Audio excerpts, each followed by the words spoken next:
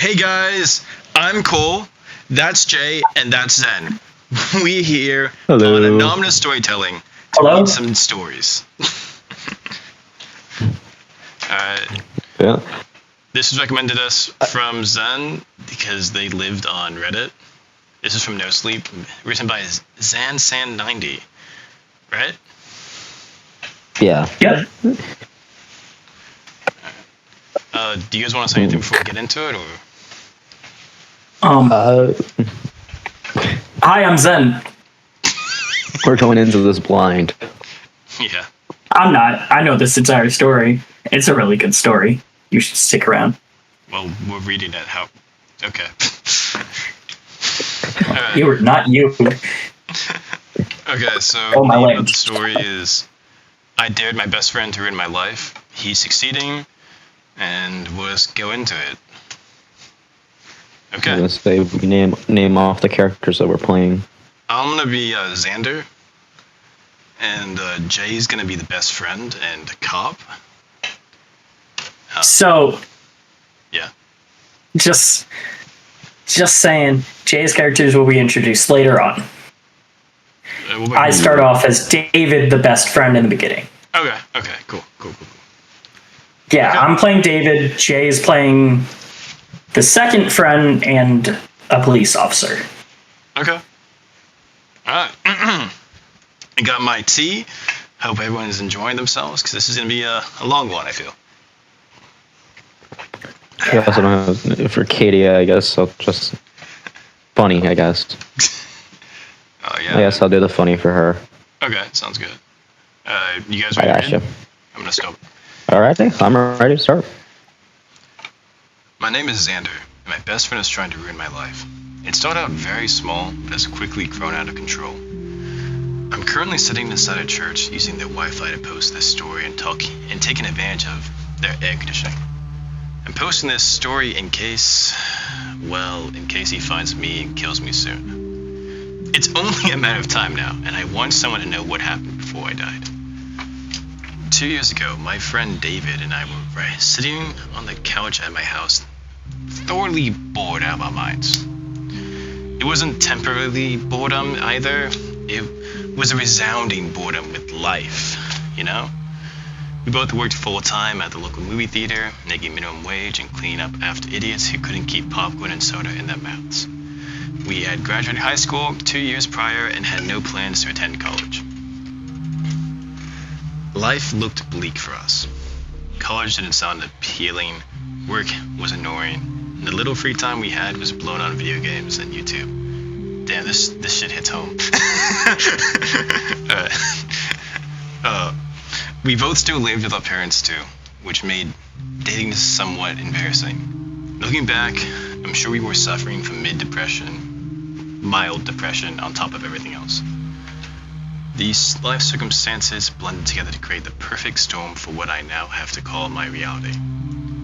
As we sat on the couch at my parents' house, channel surfing the TV, David asked me if I was bored of life. I responded in the positive, and he sighed. High school was so easy because we knew our purpose and our goals were set for us.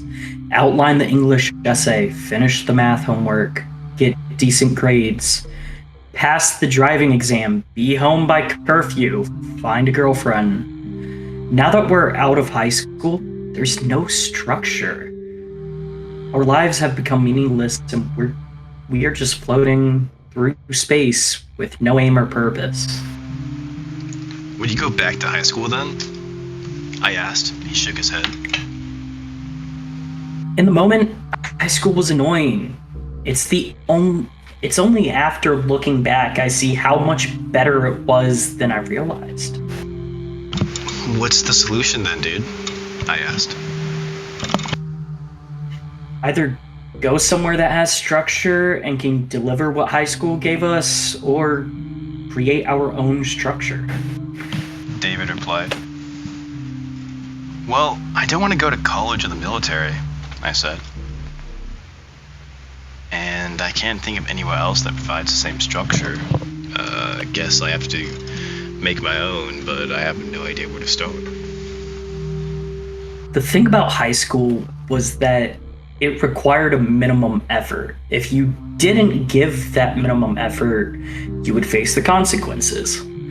The consequences were bad enough that you and I would put effort into school. When high school ended, that minimum effort level decreased. Now, our minimum effort is not enough to improve ourselves.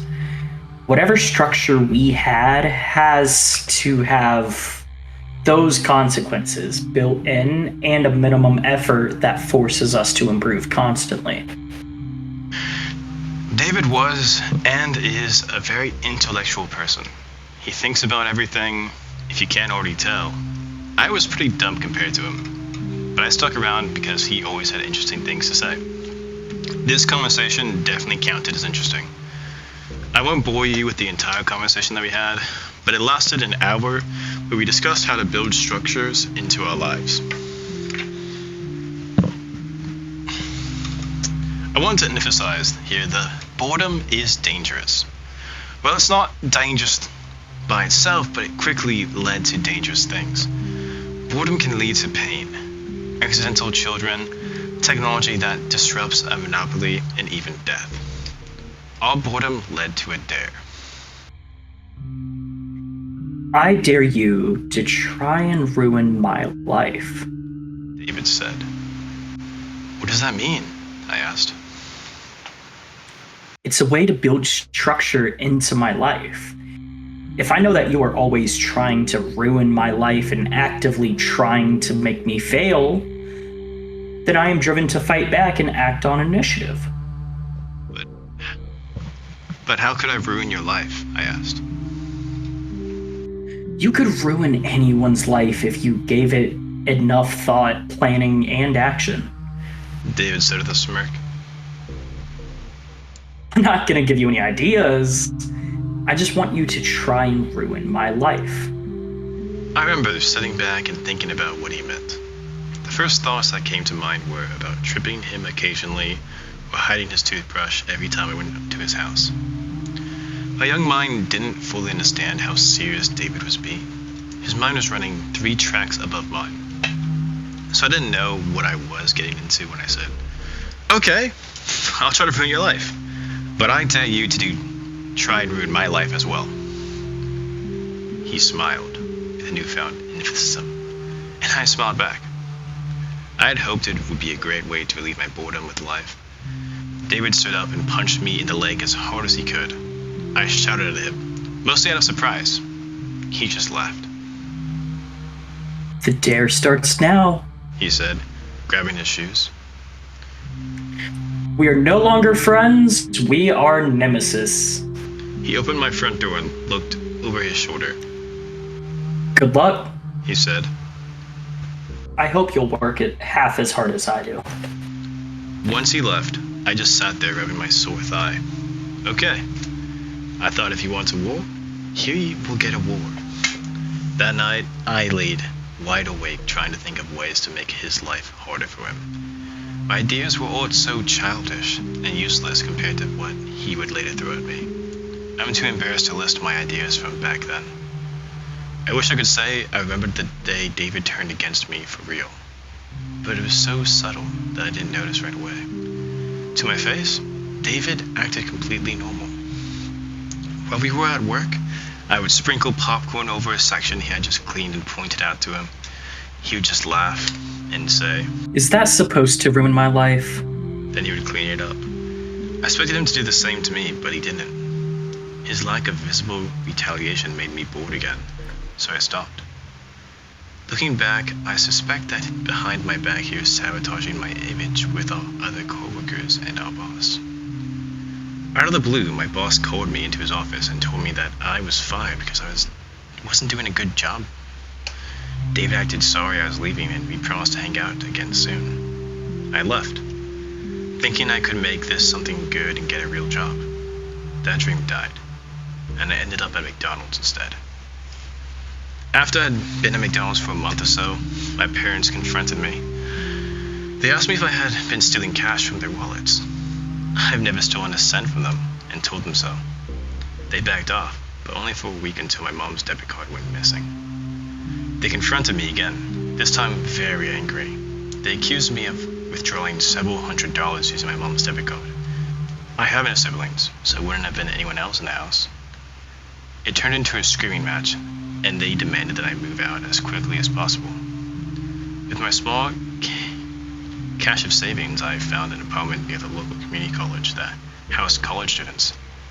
The rent was affordable enough for me, so I moved out within the month. I moved in and became instant friends with two of my roommates, Cloak and Ivan. Our other roommate, Isaac, kept to himself and stayed in his room, playing video games 24/7. Life got good again, because I hung out with Cloak and Ivan frequently. David and I had stopped hanging out after I was fired from the movie theater. I hadn't forgotten about him, but I had forgotten about the dare. Every once in a while, I would message him on Facebook or shoot him a text to ask if he wanted to hang out, but my messages were always ignored. Eventually, I gave up. Within 6 months, I had a great life going. I was dating a girl named Katie. I've been promoted to crew trainer at McDonald's, which paid better, and my bank account was slowly growing. I only recognized this as David's doing when I look back, but an obscene amount of junk mail showed up with my name on it every single day. Magazines, credit card offers, vacation ads, and even physical letters from real people who claimed to be excited to be my new pen pal. I sorted through them every day trying to find some pattern. Cloak and Ivan thought it was hilarious. When I came home late from work, they would sometimes toss the junk mail in the air like confetti as I walked through the door, cheering that the mail king was home. I totally see you guys doing that to me. Like, legit. You too. You know? Yes. Yes, I would. 100%. Yeah. Oh, yeah. This is a pretty good story so far. Mm-hmm. Oh, yeah. What do you guys think of it? So let me have a little break as I drink. Just give me a second. I like it. Yeah. I chose it. Of course I'm gonna like it. How about you, Jay? I'm enjoying it. I love listening. Soon enough, I'm ready to speak for my own character. Do you guys like the tone it's taking? It has a very dark turn, like dark tone, and I loved it. I like that it hints at. So looking back, this was probably him. Because, I mean, in the moment, you wouldn't think anything of it. I mean, yeah. We get a shit ton of mail as it is now. Totally. Like, I can totally see myself, like, making a post like this, typing. It's like, yeah, shit really went bad around that day. Huh. Weird. Now that I know it's like, I can see myself like, Yeah. Now that you know the final outcome, you can see, oh, man, I wonder why all this was happening. And I really wonder why all this shit is happening to me. Oh, that's why. Question is, if I went to either one of you guys and said, "Hey, I dated ruined my life," would you guys actually do it? You'd be fucked. You'd be fucked. I'm telling you now. Nice. You just gave me permission. This is well, not actually. Calm yourself. No, not really. I'm not really gonna do it. I was say you got too excited. You were like, "I'm ready." Okay, I listened to this story back in high school. Damn. This is when I read it, and then I listened to it another time afterwards. Who did you listen to? I definitely have thought about it. Who read it to you? I am pretty sure it was Mr. Creepypasta. The OG. Oh yeah, one of the OGs, man. Oh yeah. Because I've heard multiple different versions on audio, but Mr. Creepypasta is the one that I remember. Nice. I'll say it's one of the. I still love listening to Mr. Creepypasta sometimes. Oh yeah, dude, that's all I'm gonna play on Halloween when I'm at work. Oh, nice. Oh yeah. Speaking of, Halloween's probably already gonna be past, isn't it? When this gets posted. Yeah. It might be the day of Halloween if I can manage it, but we'll see. Okay. Well, if it's the day of Halloween, happy Halloween, everybody. Happy Halloween. And if it isn't, and if it's passed already, happy Halloween a few days ago. Well, Merry Christmas. No, Thanksgiving first. Wait, Halloween decorations can be up until Thanksgiving. I don't want to hear any other logic. I defy. You can just throw the Christmas tree away. Just put a Santa hat on a skeleton. That's the perfect Christmas tree. I thought that's just used. By the way, that's what me and Jay are doing. Nice. Me and team. Love it. We're just putting that up? That really? Oh, we don't have money for a tree. Guys, We have always go into the woods and get a tree. That's not how this works. It's sadly not that easy. Okay, before we start becoming a just chatting recording. we got off the topic there. One day, I remember feeling sick of getting all this junk mail and decided to sit down. Call every subscription to cancel. I recruited Cloak and Ivan to help me. And we sat down with snacks one afternoon and started crank through phone calls. In a few days, the tide of junk mail subsided and we celebrated our efforts. That only lasted a week. The next week, it started coming back in full force. There was twice as much as before, and even some pornographic magazines in the mix. Not only did my physical junk mail increase, but my email became unmanageable through all the new spam messages. Google moved a lot of it to the spam filter. But there were still hundreds of emails that made it through. My email had been subscribed to websites I've never even heard of.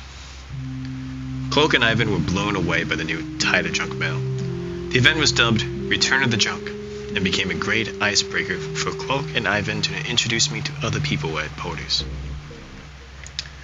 One day I was browsing Facebook's People You May Know section when I came across someone's profile that had my picture, but a different name. The account was open for anyone to view and had a lot of porn posts, status updates full of swearing, and praises to Hitler. I frowned when I clicked on their pictures. Most of the pictures were the same ones from my Facebook account, but there were some pictures of me that weren't on my account or anywhere else online. Keep in mind, I didn't remember my dare to David. I was feeling pretty creeped out. I hit the report button and let Facebook know that account was a fake and went on my way. I think 3 months or so later, it was when more stuff started to happen. Katie and I were getting very serious and discussed moving in together. The junk mail still rolls in and I've started to just throw it away. Ivan has moved out to go to an actual university, so our new roommate Jackson has moved in. Cloak and I attempted to befriend Jackson, but he's similar to Isaac and locked himself in his room most of the time. A new game became available for pre-order, so I submitted my email to reserve a copy. When I tried to log into my email to make sure the reserve code was there, I couldn't log in. I hit forgot password and asked if I wanted to use my phone number to reset the password. I pressed yes and waited for my phone to light up. It never did. I pressed the button 3 more times, but no text ever came. I tried old passwords I used to use, but none of them worked. I frowned, but eventually just walked away from my computer. I'll try again a different day. I sat down on the couch and pulled up my Facebook on my phone. A pop-up appeared. "You've been signed out," it said. Then it jumped to the login screen. I thought I'd hit the log out button on accident, so I just typed in my email and password. It didn't work. I tried again, but it still told me the password was incorrect.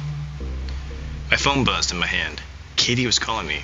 I answered it and immediately became concerned. She was sobbing. "Katie?" I asked. Do keep in mind this is not going to be the best thing of a woman. I cannot do this place. Oh, you're doing it? Fuck yeah. Give it to me. Yeah. Alright. I got it.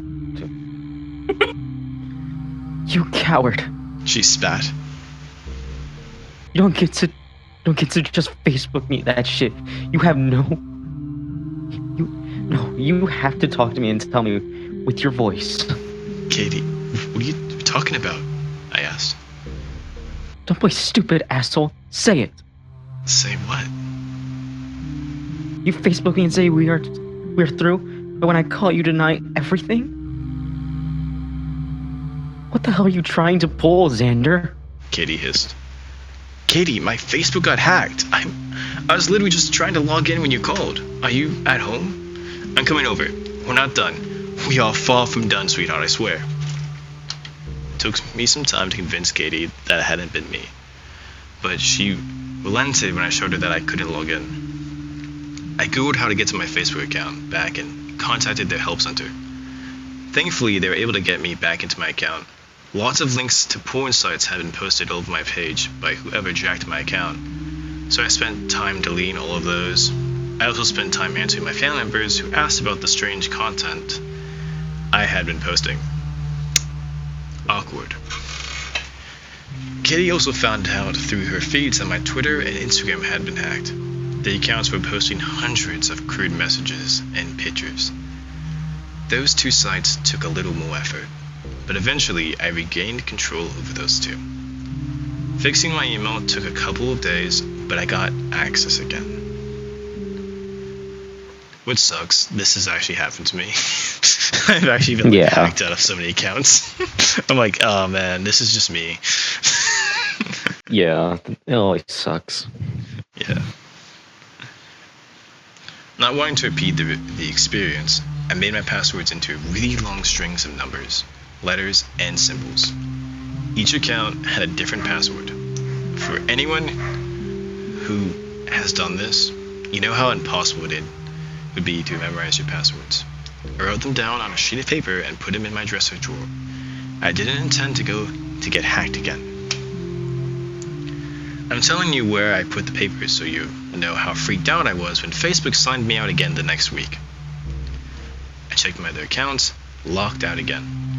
I shot Katie a text to warn her and then called the Facebook help center again. They gave me access to Facebook and gave me the same warning about making a long password. When I told them the type of precautions I had taken last time, they suggested checking my computer for viruses in case there was a keyloggers collecting all the information I typed. I called a computer repair center and asked what I needed to do to get my computer scanned. They asked me to bring it down and they'll check it out. I had a desktop, so bringing it down required a lot of unplugging. When I got down behind the computer to unplug everything, I found a tiny USB stick that I'd never seen before. I frowned and tried to locate its contents on the computer. The computer said no USB was attached. The computer repair guy confirmed that the USB drive was a keylogger. He asked if my computer had ever been anywhere that anyone could walk up and use it. I told him no, and he said he had no idea how it could have gone there. He didn't charge me anything, just warned me to keep an eye on my computer. I changed all my passwords again, going through the motions to get my accounts back. A few days later, I received 3 credit card bills in the mail. I still had the habit of skimming through the junk mail in case there was ever anything super important. I'm glad I did, because I might have never found out about the credit cards that were registered in my name. I called the credit card companies to inform them that they were mistaken. I had never signed up for a credit card.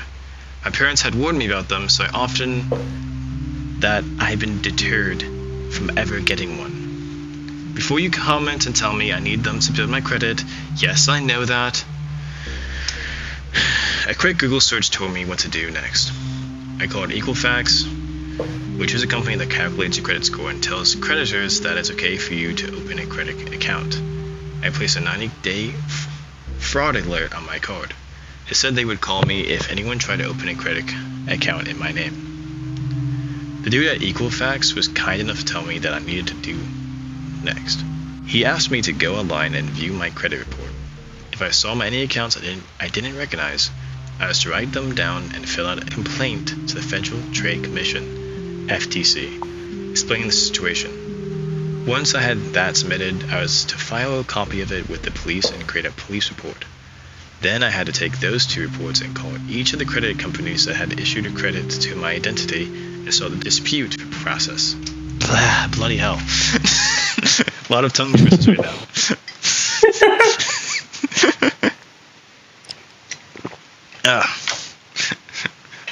I'm hoping to get to a point where you guys stalking. Oh, that's gonna take a while. Jerks. Okay. Love you. Uh-huh. So that I instantly felt very discouraged at the amount of effort this would require. It felt utterly insane to be required to follow all these steps just because I was the victim of identity thief. God damn. Clark was horrified at what had happened and looked at his credit score. He was relieved when it came back clean. I made Kitty check hers too, just in case. Also clean. I'll take a minute to tell everyone reading that you are entitled, by law, to 1 free credit report per year from each of the 3 credit score companies. That means you can and should check your credit 3 times a year. Clark and I set reminders on our phones to check the scores again in 4 months. I asked Kitty to do the same. Now you two should do it as well.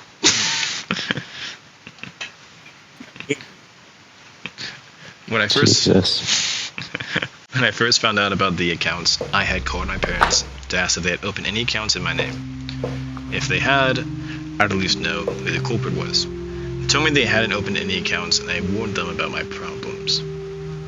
They promised to check their credit score. 2 weeks after I had called them, my dad called. They found 15 fraudulent accounts between the 2 of them. What the hell? I told him the steps he needed to take, and he is grateful for my help and warning. I know this is boring to read, but I want you to realize how insanely painful it was to fix all this shit. Seriously, watch your credit reports and nip identity theft in the bud before it happens to you.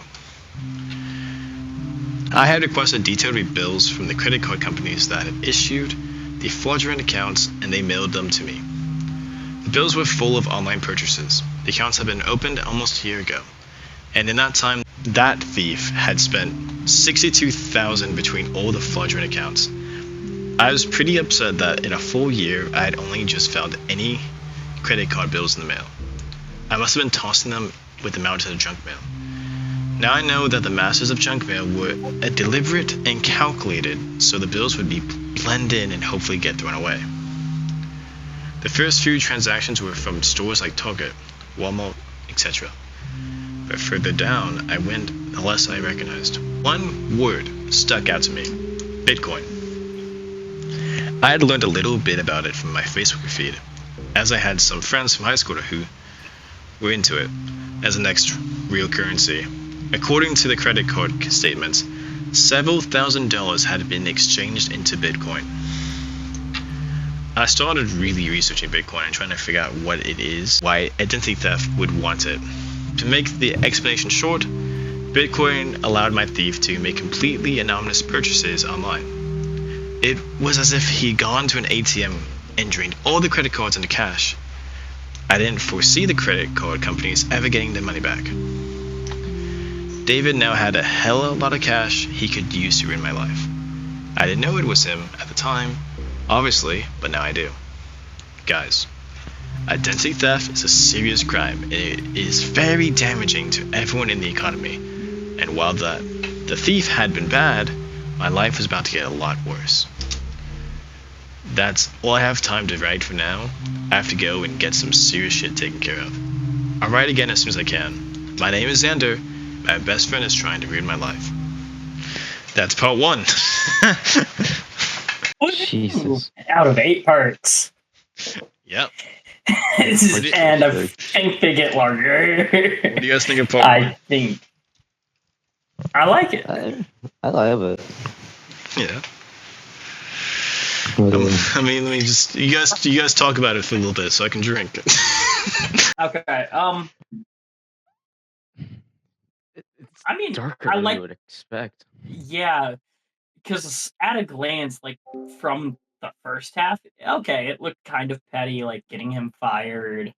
You can figure that's David, but then you start seeing these credit card things, and of course, we know who it is. But at the same time, Xander didn't. Xander had to figure that out, and doesn't have any clue right at this moment. Yeah. Jeez. Man, I'm enjoying the story. It's engaging. I enjoy everything of it. I want them to. I hope I get to see more. Man, Oh yeah, we're definitely gonna see more, but who knows how much more? Okay, that's much better.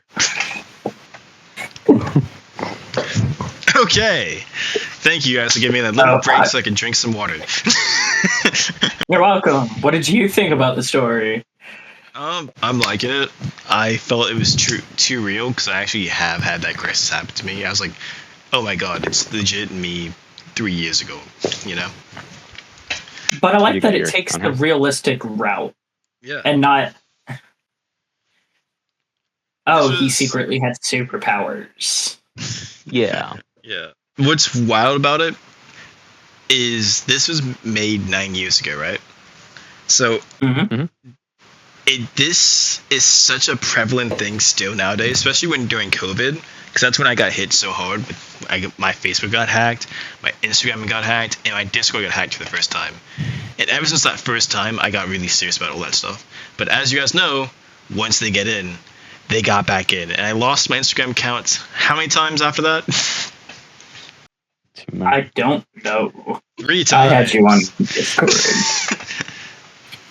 So yeah, it is very scary, and they actually, at the time, they actually targeted my little sister and my mom as well. So yeah, that scary times. Jesus. Yeah. So I agree with that. Like checking your credit scores, checking all that stuff. I full heart agree. Great advice. Do it all the time. Yes. Also, don't make emails that is your first and last name. It's stupid and easily to hack. Yeah. Also, don't give your credit card numbers to a random person on the internet. Unless it's me, ever. J or Zen. No. Only if it's me. Oh my god. I already have J's. I'm gonna need Coles. What? I still remember that time when you like. Never mind. We'll get sidetracked. Let me just get into everything. Are we going to part 2? Yeah, are we doing that one today? Part 2. Yeah, I'm doing that. Yeah. Yeah, I think. What is it? Part 2 for tonight, and then. Yeah, because this one is also. Yeah, really long. I'm ready. I'm ready. Are you guys ready for this? I've been ready. Okay. I love how often I talk. Okay. Part 2. Hello again, everyone. I had more time to write than yesterday. Sorry about the length. I'm trying to catch up to the present as quickly as possible, but also including enough details so you can see how thorough David was being. I'll zoom where I left off. While I was still trying to resolve the credit disputes with those companies, my car's windows started getting smashed. The first time, it was poked in the street in front of my apartment. I woke up one morning to find the driver's window smashed and my car raided. My car was just a crappy Honda Civic, and I didn't even keep anything expensive in there. But they snatched my stereo, which was shitty anyway, and all the spare change in the car. Desperate much? I got my window repaired that day and decided to set aside some cash to buy a really nice stereo now that I had an excuse. The next morning, the same window was smashed again. Again! I had poked it in front of my apartment. I got that repaired reluctantly and started to poke in the underground parking for the apartment complex. I see no one likes the underground parking because the lines are painted too close, so it's not uncommon for your car to get scratched up down there. I decided it was better than a smashed window, so I fought for a spot that evening. I know you're going to ask why I didn't call the police. Mistakes, that's why. We all make them. You have the wisdom that comes with knowing the whole story. I didn't. Glass was all over my car when I went down the next morning. It wasn't just the driver's window that was damaged. The front windshield and back windshield were deeply cracked. I spent some time looking at every car in the garage, No one else had so much as a scratch on the windows. What the fucking hell? If some random asshole was out breaking windows, he was targeting me.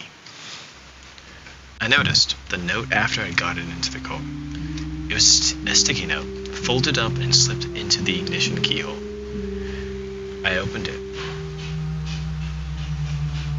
You have to increase your minimum effort required. It said, the phrasing was intentional. David wanted me to notice him. And then I saw that phrase. I remembered our conversation. That fucker. I went into a total rage and drove out of the parking lot, trying my best to drive with the cracked windshield. I still remembered how to get to David's house, and I ran a red light or two to get there. Parking in front of his house, I slammed the door shut and marched to the front door. I held the doorbell for much longer than necessary. I tried to breathe and remain calm. David won't help me if I start up shouting and yelling. His mom answered after a few minutes. David's parents had held off on having a child until they were much older.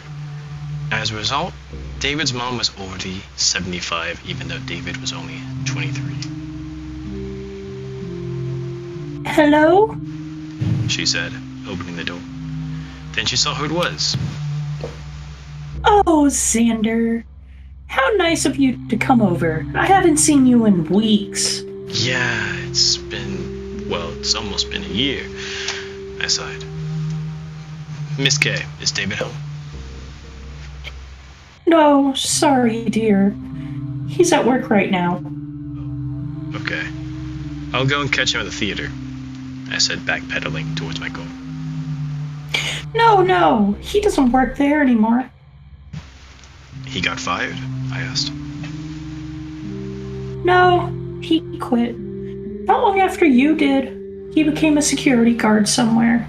He never mentioned where. I'll call him then, I said. He dropped his phone a few weeks back and got a new one. She said. Let me give you the new number. She walked back inside for a minute, and I waited on the porch. She came back with her old flip phone and opened it. Do you mind? She asked. My arthritis makes it hard to use this phone. I went into her contacts, found David's number, entered it into mine, and handed the phone back.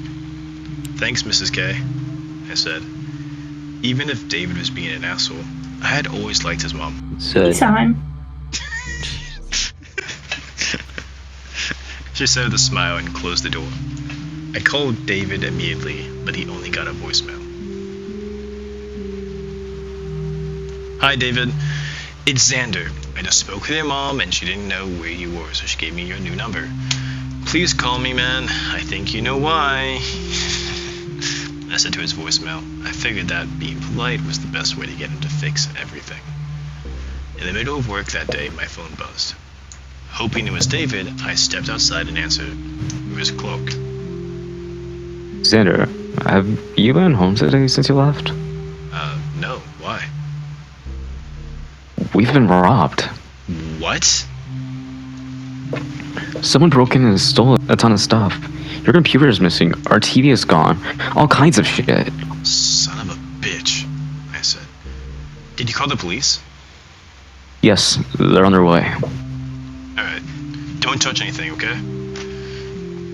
I suggested remembering old episodes of CSI that I binged on. You might be able to get fingerprints. I think I have an idea who it is. Who? An ex-friend.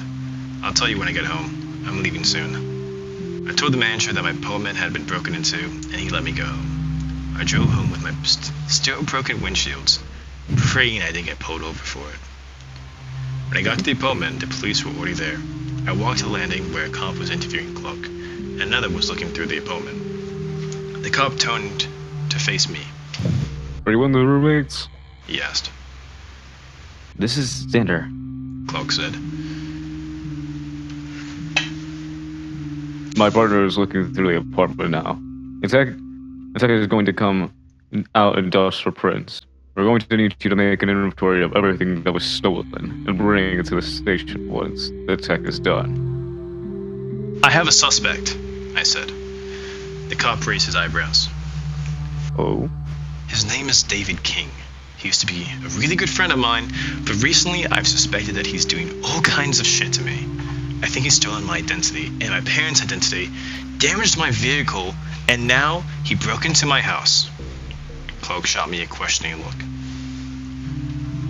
Why do you think he's doing all this? The officer asked.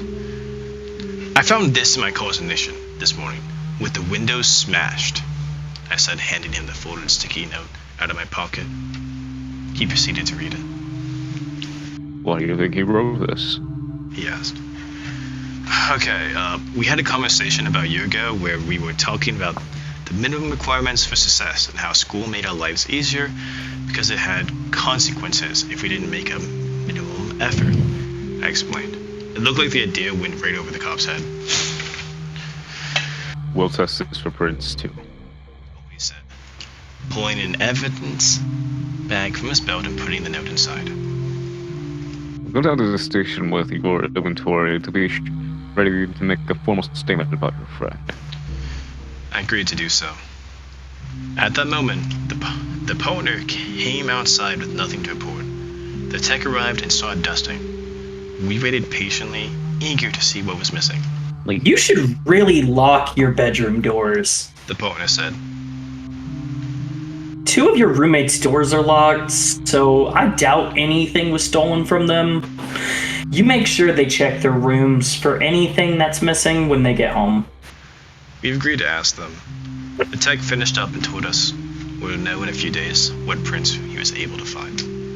The house seemed bare. Only the largest couch out of 3 was left in the living room. The TV, which had been a 65 plasma, was gone. Food was missing from the pantry, and even the contents of the fridge were dumped on the floor.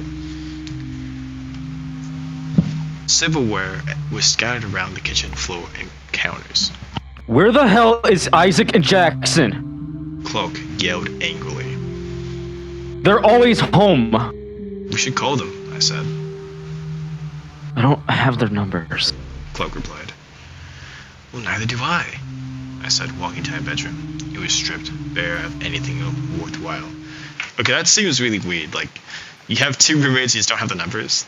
That's weird, right? Yeah, I would But expect you he did emphasize one of them just moved in. Yeah, but yeah. I feel and like the other that's one doesn't leave his room. It's a common exchange, though. Like, but with 4 roommates,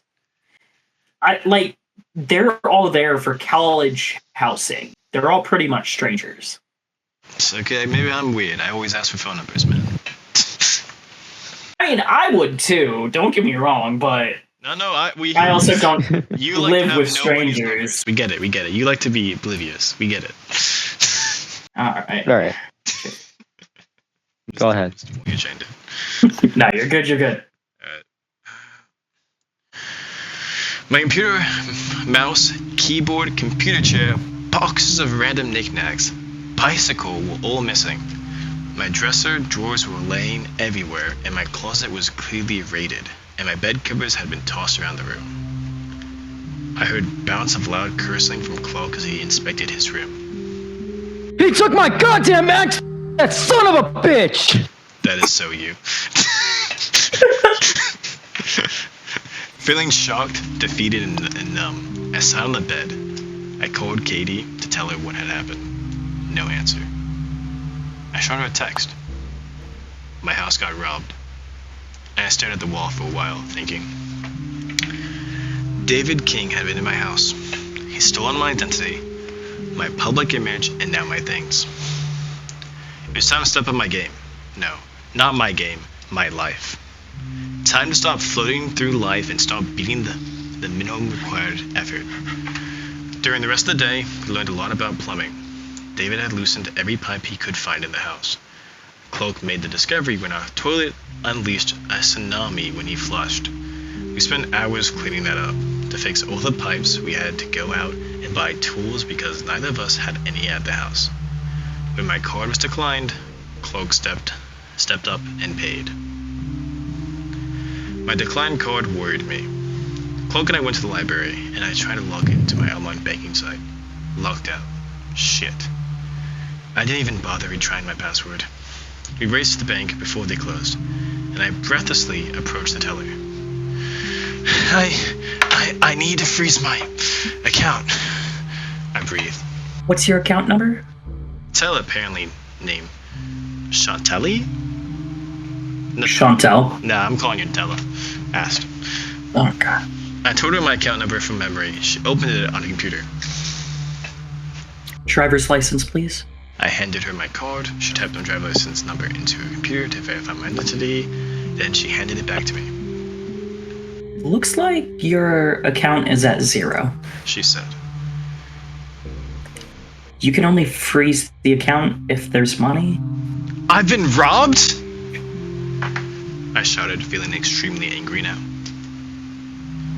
You moved all of your money to your debit card via our online app and then withdrew it all in cash from an ATM this afternoon. No, okay, no, it wasn't me. Fuck. I've been hacked. If you'd like to report the fraudulent transactions, you can fill that out. I can fill that out for you right here. Yes, fine, do it. I said abruptly. Cloak watched me with a worried look in a chair near the door. When did you start to notice the fraudulent activity? She asked. Today, but it could have started any time over the last year, I replied. She raised her eyebrows in a way she thought I couldn't see and started typing.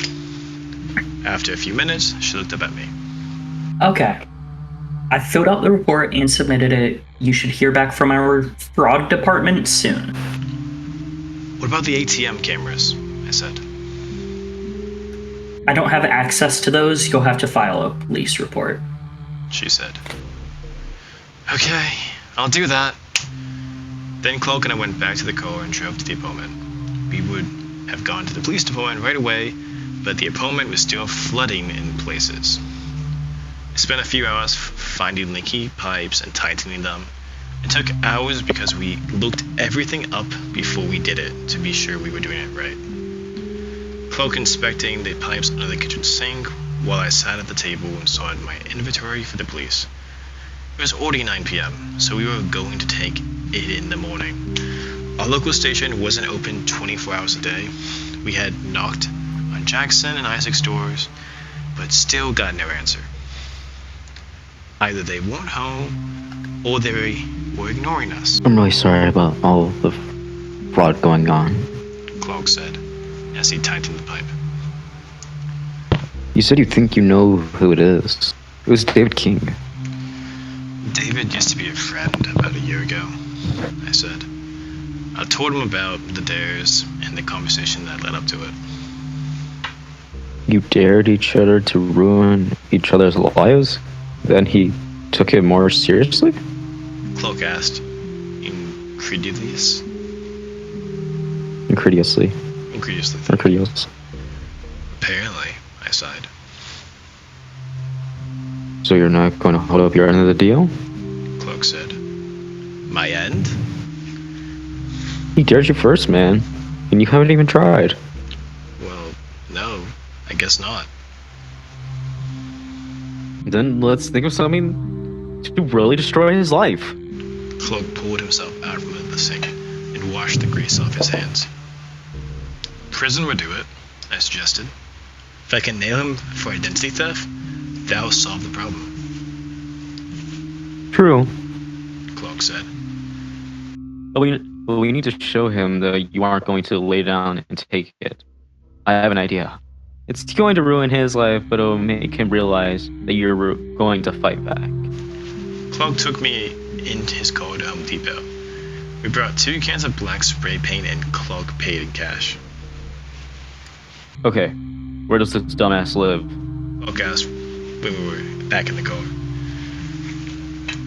Cloak, his mom is great. I don't think I can spray her house, I replied. His mom? Cloak laughed hysterically. It's some guy that still lives with his mom is terrorizing you? Okay, Jesus, man. I said I gave him the address and he took off.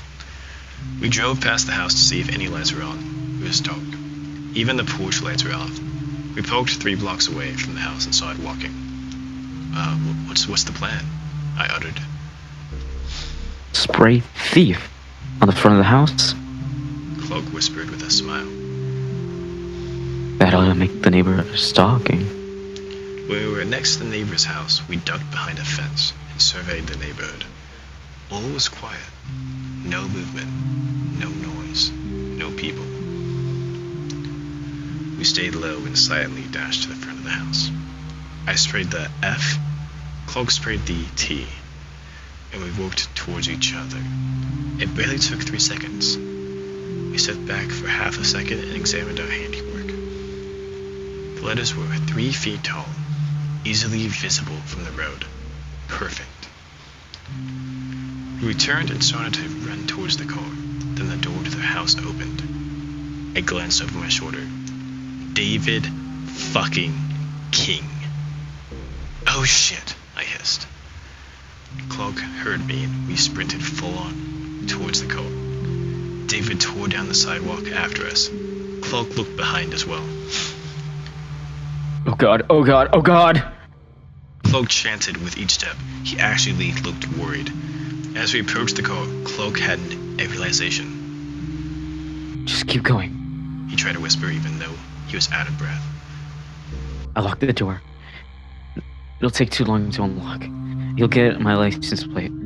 Cloak didn't have automatic locks. He had to use the key manually.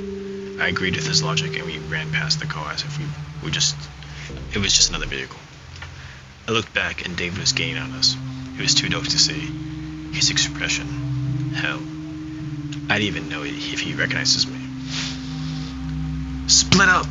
I cried, turning right into someone's front yard. Cloak kept going straight. When I reached the white plastic fence that led along the back of their property, I glanced backwards. David had followed me and ignored Cloak. I scrambled up the slippery fence and dropped on the other side. I had landed in someone else's backyard. I started running towards their front yard. A motion detecting light on the wall went off, blinding me. I looked behind me again to watch David scale the fence in half a second. When the hell had he learned how to do that? I rounded the corner of the house and smashed right into a patio table and chairs. The chairs clattered down and the table tipped over, while my body folded around it. My heart was pounding as I untangled myself. That's when David grabbed the back of my neck and pushed me down, my face against the edge of the table. That's the end of part 2. Woohoo! Jesus Christ. Damn. It's getting good. Oh yeah. I love this. We're going to call it here. If you guys like us reading this, please subscribe and watch out for the next post of part 3 and 4. I am Cole. That's Jay, and that's Zen. Hell yeah. Goodbye, everybody. We are Bye-bye. anonymous storytellers. Bye-bye. I need a drink.